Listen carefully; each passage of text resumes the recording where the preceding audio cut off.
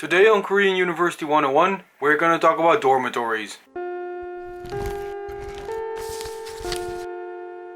Of course, before you go study in Korea, one of the most important things to know is how you're gonna live and where you are gonna live. Housing in Korea can be relatively cheap compared to Europe, the United States, Canada, or any other Western country. Most universities have dormitories on and off campus for their foreign students, overseas students, and exchange students. One thing you guys gotta know is that the level of these dormitories can be very different. If you end up in a completely new building with lots of good facilities, you should consider yourself lucky. And that's because most of the dormitories in Korean universities haven't been refurbished for a while, so they look kinda run down. That doesn't mean that they're bad dormitories though. They are still very comfortable to live in and they have good facilities, but it just might differ a bit from what you expected. Some dormitories might have their own kitchen and their own bathroom, but in general, most of the older dormitories tend to have shared bathrooms, shared shower rooms, and shared kitchens for each floor. Most dormitory buildings also include a small convenience store where you can buy everyday things, and a cafeteria where you can get meals for low prices from about 2,500 won to 4,000 won. And believe me, instead of going to the mart and making your own meals, going to the cafeteria can be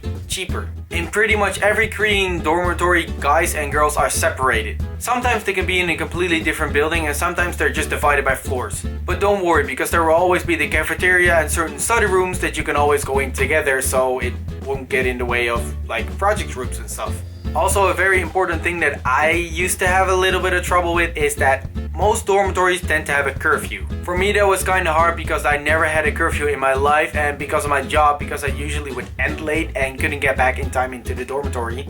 But in our case, there was a loophole, certain windows that we could go in through the night. So even if it was after 2, we usually could get in, and if you tell the guards that you came from work or you had a special reason, they are usually not that hard. Keep in mind that this can differ per university and per dormitory. I felt like I said more negative things than positive things about dormitory life, but dormitory life does help with bonding with your fellow students. Being in an early greeting in the morning, having lunch or dinner together in the cafeteria, or just bumping into each other in the evening and going out for a drink. Oh, and another good thing is that they're usually on or near campus, so if you ever run late for class like I do, you'll be sure to make it in time. Well, that was it for today's video. I hope you guys enjoyed it and maybe learned something. If you did, please leave a like and let me know what you thought about it in the comment section down below. If you have any suggestions for future videos or other videos, you can let me know down there as well. It would be great if you guys subscribed if you haven't already. And yeah, I hope to see you guys all next time.